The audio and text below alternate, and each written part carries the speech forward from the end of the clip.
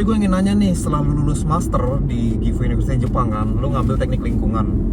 Kan lu sempet akhirnya sekarang lu dapat kerja kan, apa yang lu pengen kan? Oh iya. Dapat kerja. Nah, itu gimana sih cara mendapatkan kerja itu? Ceritain dari detail-detailnya, dari mulai lu lulus. Oke. Kan lu sempet galau tuh. So. Belum dapat kerja kan? Lu lagi cari-cari kerja tuh, ceritain aja di sini. Ceplas-ceplos aja gimana. Oke, jadi gini guys.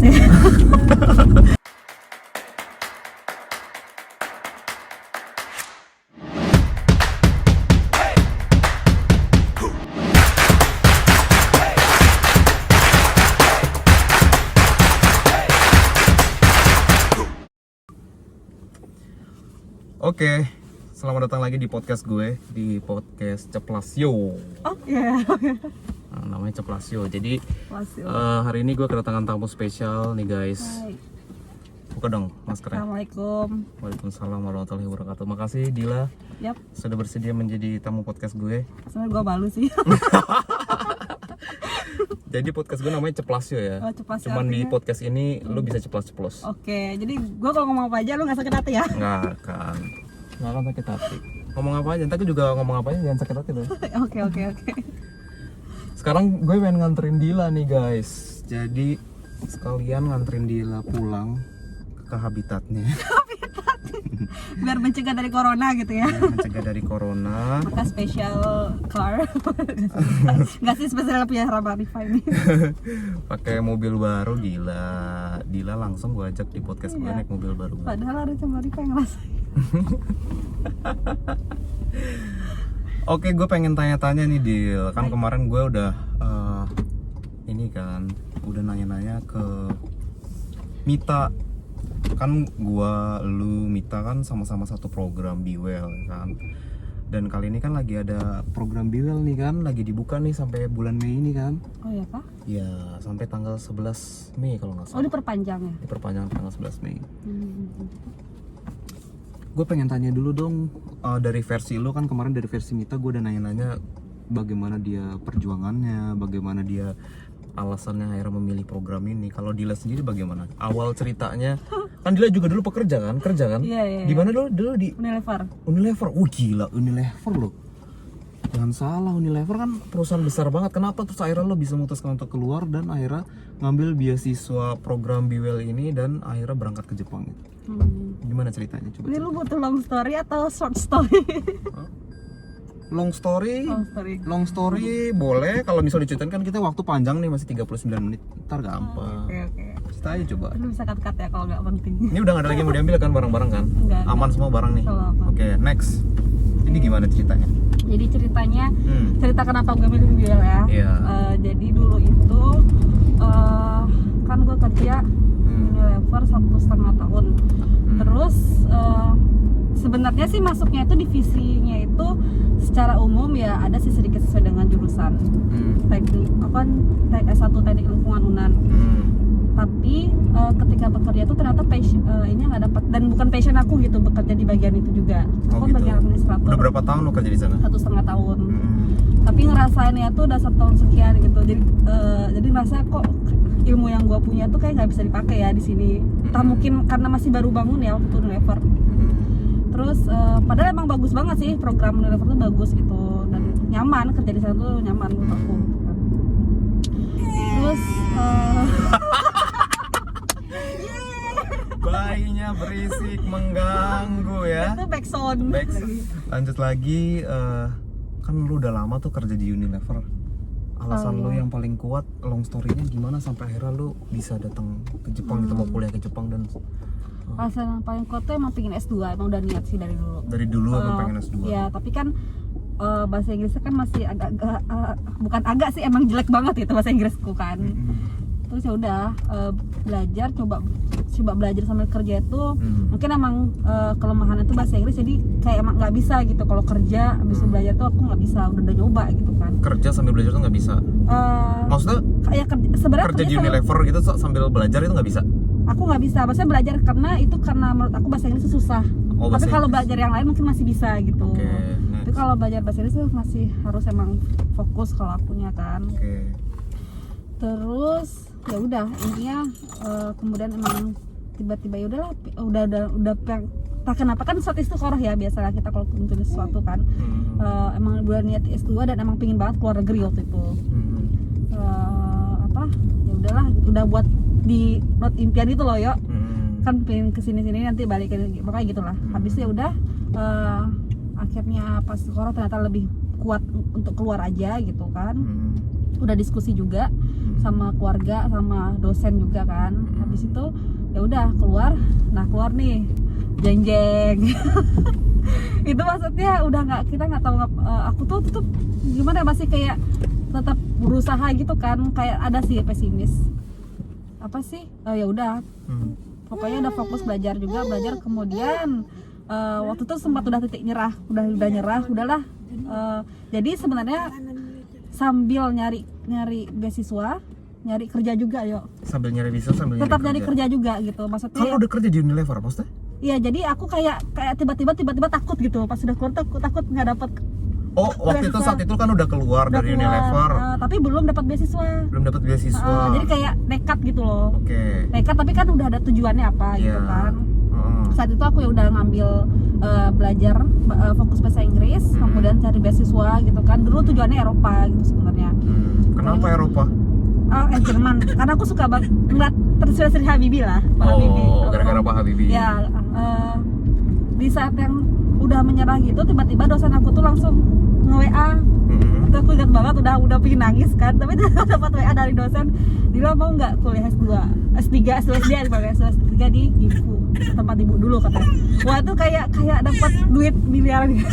Ya, aku bilang ya udah mau gitu, ya udah ngomong ke abis aku ya konsultasi sama ibu tuh, kemudian ikuti seleksi bla bla bla blanya. Bahasa Inggris tetap aku tuh kayak sering gagal gitu loh, tes bahasa Inggris gagal ulang lagi kayak gitu terus gitu kan. Tapi ya bismillah pasti adalah jalan keluarnya gitu. Akhirnya di saat udah tuh deadline banget, berkas harus dikirim kan yuk, datang ke Biwel itu. Terus akhirnya di saat itu juga ternyata Allah ngasih aku nilai yang pas banget untuk bisa lulus gitu dari tes sertifikat bahasa Inggris itu gitu kan. Itu udah deadline. Itu tuh aku udah ya Allah alhamdulillah gitu. Udah akhirnya udah ngurus segala macam tes bla bla blanya. Aku ambil Biwel. Kenapa juga Biwel? Karena dia pertama dia lingkungan, kedua dia tuh emang ada airnya juga kan, mesin water environmental leader. Iya, environmental leader gitu kan. Dan aku juga pingin ya kayaknya emang kalau udah sesuai dengan jurusan nggak ada pikir dua kali lagi gitu. Betul. Tapi kan kemarin gue udah bahas sama Mita nih, di Biwel ini kan nggak dia mengcover tuition fee dan entrance fee kan, tapi dia nggak mengcover biaya tunjangan hidup. Gimana lu bisa yakin lu bisa hidup di Jepang tanpa biaya tunjangan hidup gitu? Oh iya, jadi waktu itu pas konsultasi sama dosen sih, pertama dosen udah meyakinkan aku tuh aku bakalan struggle nggak dengan kondisi itu. Oh gitu? Ya, yakinin dulu gitu. Dila yakin nggak? Tahu kalau itu cuma 0 yen beasiswanya, tunjangan hidupnya 0 yen. 0 yen, nggak ada sama sekali gitu kan. Dila udah yakin kayak gitu. Terus entah kenapa ya aku bilang insya Allah Bu bisa gitu kan. Apa solusinya yang ditawarin sama dosen? Apakah bekerja di Jepang itu? Iya, dibilang gini, nanti Dila mungkin bisa baito di sana katanya kayak baito gitu kan. Baito itu kan part time job ya? Part time job. Jadi tapi nggak kebayar sih part time job di Jepang itu seperti apa kan yo. DJ cuci piring. Gini aja kita ya. Kalau aku buat ini roti. Kamu bikin roti ngaduk-ngaduk. Nggak, sebenarnya nggak kepikiran sih baito tuh susah tuh, sama sekali nggak kepikiran. Dulu mikirnya baito tuh ya udahlah kerja. Itu kerja cuman gitu. kerja part time doang gitu ya. Mikirnya nggak sesusah. Ternyata pas sampai sini. Gue tuh kerja dari yang buruh sampai yang kualitasnya tertinggi tuh ada yo. Gila, gimana yang dari yang buruh gimana kerja? Gue tuh sampai pernah ya bersihin WC. Bersihin WC. Kemudian kerja di pabrik yang kotor-kotor tuh pernah. Oke. Buat terus? Roti kan, kalau roti kan enak ya di dapur ya, tapi emang capek sih dari subuh. Dari subuh dari jam berapa itu? Dari jam 4. Di roti jam 4 pagi guys, dia udah kerja gitu ya. Terus jadi ya di kafe ya pelayan itu udah pernah. Tapi apalagi kan lu perempuan pakai kerudung kan susah kan dapat kerja di sini. Ya makanya. Itu makanya yang bisa tersedia adalah yang bersih-bersihin WC, pabrik-pabrik kotor gitu. Ya pabrik kotor gitu. Dan ini apa sih? Pernah di hire 1 hari itu dapat satu mang tuh mungkin 1 jutaan ya. Di hire buat jadi translator kan. Wih gila, jadi Dila pernah jadi juga translator. ahli bahasa. bahasa. Tapi kan lo tadi seperti yang lo bilang, pas awal-awal gue nggak bisa belajar sambil bekerja. Pas sampai sini kan lo gila belajar total, master. Lo penelitian, lo nulis tesis, ya kan? Iya. Terus lo juga kerja. Gimana Nah, akhirnya bisa belajar sambil bekerja tuh? Karena gue tuh suka dengan apa yang gue lakukan. Oh, karena lo suka. Jadi Kalau karena bahasa Inggris tuh gua passion ya. Passion emang suka banget sama lingkungan dan emang kau tuh Jadi kayak lo kayak menekuni, Iya, menekuni. belajar lingkungan itu. excited banget ngerjain gitu loh. I see. Kalau Jadi dulu kan bahasa Inggris aku kayak agak ogah tapi nggak ada pengen niat ngomong bahasa Inggris dan nggak tahu juga mau ngomong sama siapa iya, kan waktu gitu. itu ya. Kecuali sama manajer gue sih dulu. Jadi gitu ya, ternyata pengalaman yang bisa diambil adalah ketika kita melakukan sesuatu itu kita harus suka. Benar-benar. Dan ketika itu suka, maka itu passion kita. Gue ingin nanya nih, setelah lu lulus master di Gifu University Jepang kan, lu ngambil teknik lingkungan. Kan lu sempet akhirnya sekarang lu dapat kerja kan, apa yang lu pengen kan? Oh iya. Dapat kerja. Nah, itu gimana sih cara mendapatkan kerja itu? Oke, jadi gini guys. Ceritain dari detail-detailnya, dari mulai lu lulus. Oke. Kan lu sempet galau tuh. So. Belum dapat kerja kan? Lu lagi cari-cari kerja tuh, ceritain aja di sini. Ceplas-ceplos aja gimana? Jadi waktu itu gue lulus tahun 2019 bulan Maret tanggal 25. Jadi sebelum itu emang sebenarnya sebelum aku pergi ke luar negeri itu emang udah ditulis di diary itu kalau aku pengen kuliah di Jepang 2 tahun gitu kan, 2 tahun kemudian nanti balik ke Indonesia bisa harus gini udah ada gitu. Tapi sampai ke sini itu tiba-tiba itu pikiran itu udah nggak ada lagi dan malah nggak punya pikiran. Oh bimbang, sempat galaunya emang lama. Dan kalau misalkan kan kita habis tamat tuh visa habis jadi harus perpanjang visa. Intinya lu nggak bisa tinggal lama di Jepang. Iya, nggak bisa tinggal lama di Jepang, tapi dukungan dari abang gue sih sebenarnya. Dukung udahlah coba dulu kerja di Jepang gitu kan. Sempat gue nangis Jo, takut, gue tuh takut banget kerja di Jepang. Kenapa gitu? Karena gue sama ini kan Baito tuh kan kayak udah mau teler gitu ya. Jadi kayak ngeliat orang kayak kerja tuh kayak iya, robot nggak sih kayak ya? robot Di sini gitu. kayak diperes gitu ya. Nenek aja lebih kuat daripada gue. Berarti lu lebih nenek-nenek daripada nenek-nenek. Mungkin fisik gue kayak lebih lemah daripada nenek-nenek gitu. Okay. Emang keren banget ya gitu kan. Itu emang kerja banget gitu kan. Di sini emang terkenal ya di dunia bahwa Jepang ini workaholic gitu kan. Iya. Udah jadi kayak aku tuh kayak takut gitu ya Allah, nanti aku bisa nggak ya kerja dengan ritme yang seperti itu gitu kan. Udah kebayang dari Baito tuh udah capek kayak gitu. Lu sempat menolak, gua nggak mau. Iya, Gua nggak mau kerja di sini gitu. Gue nggak mau kerja, tapi di hati nanti bilang udah Bil nggak apa-apa coba kayak gitu loh. Oh, Jadi ada hati kecil yang bilang semakin gue bilang nggak mau, semakin hati itu mendorong coba kayak gitu. Kalau emang kerja di Jepang, harusnya aku mencari cara bisa kerja di Jepang gitu loh. Job hunting sebenarnya udah setahun sebelum wisuda udah job hunting. Hari aku langsung ikut job hunting lagi karena nggak mungkin diam diri lama tuh jangan habis waktu kita gitu kan. Ya udah habis itu aku memutuskan udah Bismillah, kalau aku emang dapat rezeki di sini ya udah emang insya Allah aku jalanin gitu. Ya udah habis itu aku apply kemana-mana, aku coba tanya kan ke ada beberapa konsultan, jadi aku punya 2 konsultan. wow. Keren banget nggak sih? Jadi Udah nyari kerja dan punya 2 konsultan. iya, punya 2 konsultan. Jadi konsultan pertama itu yang dia sering ke Gifu University, tetapi kita nggak ada hubungan sama career center. Oke. Yang satunya lagi emang benar-benar ada hubungan sama career center. Oke. Nah, jadi aku kedua-duanya tuh aku suka konsultasi gitu kan. Orang Jepang berarti tuh. Yang satu orang Jepang, satu orang Cina. Pokoknya konsultasi sama 2 itu nanti dikasih tahu nih ada perusahaan ini, kalau kamu berminat apply. Udah aku play aja. Kemudian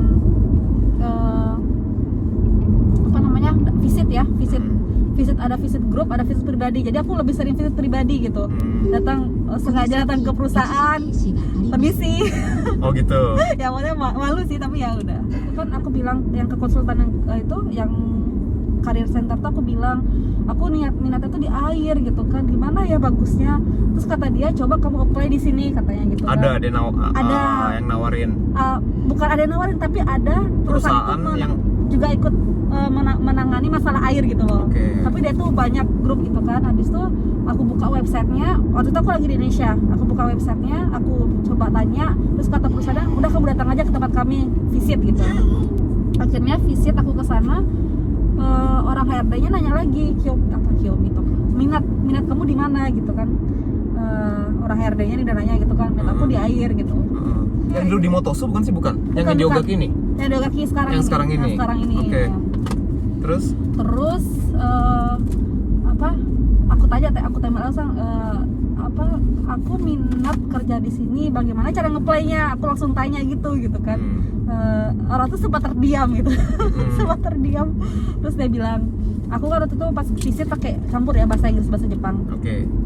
Terus yaudah kata HRD-nya nanti kita memberitahu kalau misalkan ada kalau kita jadi hire intinya nanti kami akan beritahu gitu kan, akan ada wawancara katanya. Habis itu aku pulang itu seminggu, a few moments later Terus nggak ada kabar. Gue udah give up gitu. Nangis lagi. Gue tuh pernah drama banget sih, tapi dramanya ya sendiri ya. Tapi kan perjuangan ya. Abis itu aku tuh berdoa sama Allah ya, sama yang aku bilang tadi, kalau misalkan emang rezekinya di sini tolong digunahkan gitu kan, dia berdoa. Tapi kalau emang balik ke Indonesia aku juga nggak apa-apa, karena sebaik-baik keputusan Allah gitu kan. Dan kemudian tuh H-3 menjelang akhir tahun aku buka email. Nah kenapa aku pengen lihat email aja gitu, padahal kan jarang-jarang ada email ini ya. Terus tiba-tiba ada dari perusahaan yang sekarang itu email gitu. Dia bilang kami lagi butuh orang buat wastewater treatment katanya kan. Ya Allah gitu, kata aku langsung ya Allah gitu kan, maksudnya itu sudah itu terang banget, udah senang banget pada saat itu gitu kan. Ya udah Dila tolong siapkan CV ini katanya kan, health center, medical check up, CV sama ijazah. Tidak akan aku kirim. Kemudian penentuan wawancara gitu kan. Terus aku tanya ini wawancaranya pakai bahasa apa ya, aku bilang karena sebelumnya pernah bilang akan ada wawancara pakai bahasa Inggris. Aku excited gitu kan. Oke lah gitu kan, santai aja gitu. Ternyata pas aku tanya kembali, pingin make sure aja kan, wawancara pakai bahasa apa. Terus mereka tuh jawabnya tuh dengan halus gitu, karena Anda direkrut di Jepang maka wawancara menggunakan bahasa Jepang. Jeng. Aku langsung gitu kan, dan aku tuh langsung apa yang harus aku lakukan tuh kayak nggak tahu lagi, karena Jepangnya ternyata pas aku buka YouTube, cara wawancara Jepang di Indonesia Barat tuh sangat beda. Sangat beda. Jadi ketika aku ingat aku dulu wawancara berapa perusahaan, aku santai, nggak pernah ada takut gitu tuh, nggak gitu. Maksudnya jadi diri sendiri aja. Ditanya gitu apa kan. ya gue jawab gitu kan. Kalau di Jepang ini kan dia kayak ada kayak ujian ya. Kayak ujian. Jadi kayak kaku gitu kan. Terus gimana? Terus ya udah belajar, tanya teman. Terus dia bilang coba Dila buka YouTube ini, cari tentang wawancara di Jepang gimana, katanya ada tuh pertanyaannya, ada jawabannya gimana, bagus jawabnya gitu. Tapi jangan terlalu ikutin jawabannya gitu, karena kan nggak natural jadinya kan. Yaudah akhirnya aku belajar itu udah seminggu aku tuh study from home. buat belajar untuk wawancara. Menjawab di wawancara. Akhirnya belajar manner ya. Jadi ada manner ketika kita mulai masuk perusahaan itu ada mannernya, ketika menunggu di ruang tunggu ada mannernya. Jadi manner bener-bener dilihat tuh manner banget ya. Gaya tubuh, kemudian kita cara ngomong nggak bisa ceplos gitu. Nggak bisa ceplos kayak di podcast ini nggak bisa. Of course no dame. Sampai duduk pun dia harus gini, tegak kali ya? Dan nggak boleh nyandar, harus gini. Jadi harus gini. Oke, ini tips bagus. Terus nggak boleh kebanyakan gerakan tangan. Misalnya kalau kayak gini ya, misalnya contohnya gini ya, ini aku belajar di YouTube-nya nih, jadi bilangnya seperti ini. Misalkan kita, dulu tuh aku kerja tuh di bagian lingkungan, kemudian kayak gini ya. Nggak boleh. Kebanyakan gini nggak boleh. Kalau kita di Indonesia kan kebanyakan gini malah justru bagus ya, kayak excited ya. Kalau di itu enggak gitu kan. Mungkin sesekali boleh, karena itu menunjukkan kita kan orang asing juga, pasti ada kebawa culture-nya ya. Tapi sebaiknya enggak gitu loh. Jadi emang tangan tuh di atas lutut ya, kaki gitu lah. Yang cewek ada aturannya sendiri, yang cowok juga ada aturannya sendiri gitu. Kemudian bagaimana cara ketika kita akan menjawab dan ketika kita setelah menjawab gitu, itu ada mannernya juga. Kemudian ketika kita tidak mengerti jawabannya, apa yang harus kita lakukan, itu ada juga caranya. Jadi semua. Gimana dong, kasih tau caranya? Caranya. Jadi misalkan lagi ngomong. Gue nggak ngerti nih misalkan. Jadi kita bilang gitu, maaf gitu kan, saya boleh ulangi pertanyaannya kembali. Kita harus tanya gitu kalau misalnya Iya. kita nggak ngerti. Kita nggak Itu ngerti. manner ya. Itu manner. Ketika kita nggak tahu, kita harus tanya. Jangan sok tahu. Jangan sok tahu. Oke. Jangan sok tahu, jangan sok ngejawab. Nanti tanya aja jawabnya C. Oke. Udah gitu tangan, kalau yang cowok tuh di atas ini, nggak ngapa ya, pokoknya Di atas ya paha dan dengkul ini ya. Ya. Di atas. Kalau cewek agak ditungkupin gini. Oh, kalau cewek harus kayak gini tangannya. Ya di atas paha juga. Di atas paha tapi Iya. tangannya begini Iya, bentuk gini ya. Kalau di pokoknya perempuan. Kalau perempuan. Next. Nah, kalau ketok pintu juga paling nggak 2 kali. Ketok pintu? 2-3 kali tok tok tok gitu. Nah. Gitu. Ya, Kan ya. kalau di Indonesia Enggak, maksudnya jangan gitu, tapi agak pelan-pelan gitu, tapi harus terdengar gitu. Nah, kayak gitu. Nanti ketika ada surat disuruh masuk, baru masuk. Kalau nggak disuruh masuk, jangan masuk ya. Oh gitu. Iya. Itu manner ya. Itu manner. Nah, pas masuk, nunduk juga kayak apa? Permisi kalau di Indonesia ya. Permisi. Perkenalan, Sumimasen, gitu kan. Kemudian kita ke tempat duduk pun kita nggak boleh langsung duduk. Nggak boleh langsung duduk. Nggak boleh langsung duduk. Terus? Enak banget lu. Emang rumah lu. Habis itu ngomong dulu, perkenalan diri, lu siapa gitu. Misalnya kan kita bilang, oh saya Aldila Fiani Alda, tamatan Bifu University, pakai bahasa Jepang ya. Kemudian dulu teknik lingkungan, S2 teknik lingkungan gitu kan, berasal dari Indonesia. Oke, singkat aja. Singkat aja, nggak perlu panjang-panjang. Yang penting kita nama, asal, Ya. sama jurusannya dulu apa. Bener. Jadi pada saat itu ada 10 pertanyaan. Itu 10 pertanyaan itu pertanyaan formal, maksudnya pertanyaan yang kayak wajibnya dijawab gitu. Oke. Ada 10 pertanyaan ya kalau di aku ya. Oke. Ngerti gitu 10 kan. pertanyaan itu apa aja? Masih ingat nggak? Yang aku ingat ya. Yang kamu ingat. Yang aku ingat ya. Yang kamu ingat aja deh pertanyaannya. Pertama itu perkenalan diri. Perkenalkan diri. Kemudian kita tuh orangnya gimana, kelebihan kekurangan, kelebihan kekurangan. Kelebihan dan kekurangan kita Kekurangan. dalam apa? Dalam sifat. Dan sifat. Dalam sifat ya. Ya. Oke. Terus. Kemudian kalau kamu gimana? Kan kamu masuk perusahaan nih katanya. Gimana caranya supaya kamu dapat uang gitu? Kamu masuk pantas perusahaan, dapat bagaimana gaji. kamu pantas mendapatkan Iya, gaji? iya. Oke, itu 3 pertanyaan. 3 pertanyaan. Kemudian Next, yang keempat. hal yang terpenting dalam hidup kamu tuh apa? Hal yang terpenting dalam hidup kamu. Apa emang yang terpenting dalam hidup kamu? Aku bilang itu keluarga Keluarga. gitu kan. Terus kenapa kalau keluarga berarti kamu nggak bisa dong kerja di sini? Oh enggak, gitu. Keluarga, harus Enggak sama gitu. keluarga. Keluarga Ya, jauh. enggak, maksudnya hal terpenting itu aku pengen lakukan terbaik buat keluarga aku gitu loh. Oh, gitu. Kan ditanya kamu kerja di Jepang mau berapa lama? Oh, kamu kerja di Jepang mau berapa lama? Gitu kan. Berapa lama kamu jawabnya? Aku nggak bilang tahun, aku bilang gini. Sebenarnya saya nggak berpikir sampai sekarang tuh sampai berapa lama. Cuman karena saya punya keluarga juga, jadi mungkin akan ada kemungkinan saya balik ke Kuni itu apa? Ke Negara. Kuni negara guys. Iya, negara. Balik ulang kampung lah. Terus aku bilang mungkin Heeh. sampai umur 50 tahun. Ya kan ada kata mungkin gitu kan. Oh gitu ya. Ya. Oh ya.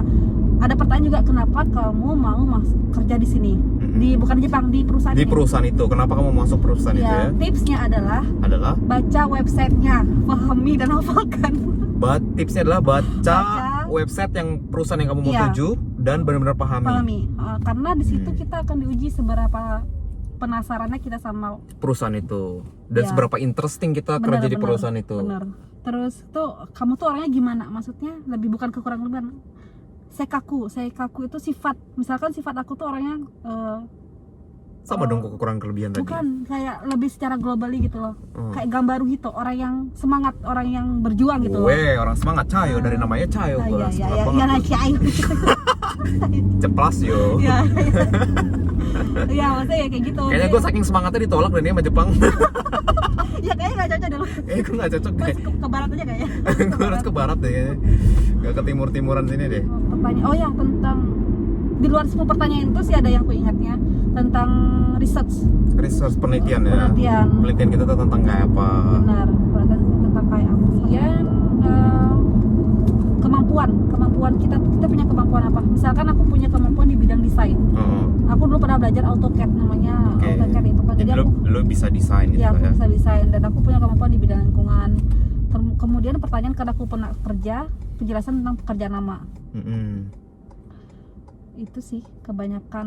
Jadi setelah itu, itu tadi beberapa pertanyaan ya, Ya. tips untuk bisa berhasil di interview. Oke, jadi ada manner, ada beberapa pertanyaan tadi biar kita bisa sukses menjawab di apa namanya di saat wawancara gitu ya. Terus setelah interview, lu butuh waktu berapa lama sampai akhirnya bener lu keterima? Terus akhirnya Itu cepet banget. cepet banget.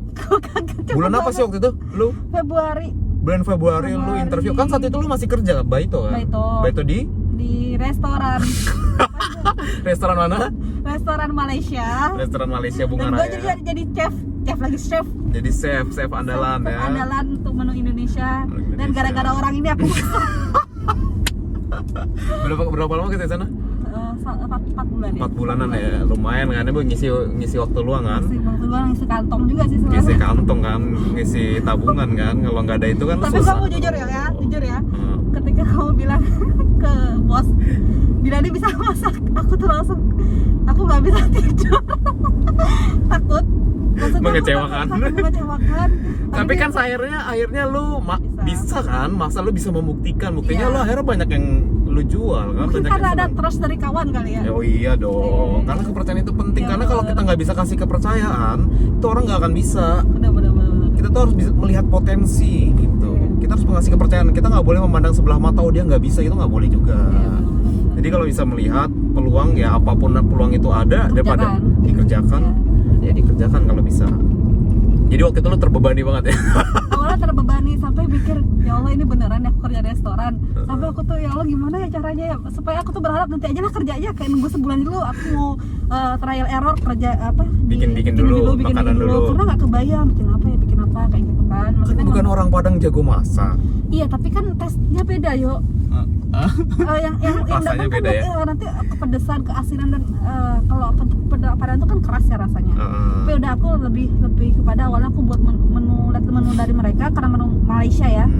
Udah ada yang santai bla bla, jadi kayak aku menunya yang agak-agak beda lah. Kayak udah akhirnya aku mesti buat pecel ayam, buat bakso, buat ya bukan nasi goreng, buat apa martabak kayak gitulah. Pokoknya yang beda dari Malaysia. Akhirnya lu jadi multi talent kan. Ya, Semua jadi- makanan lu bisa kan.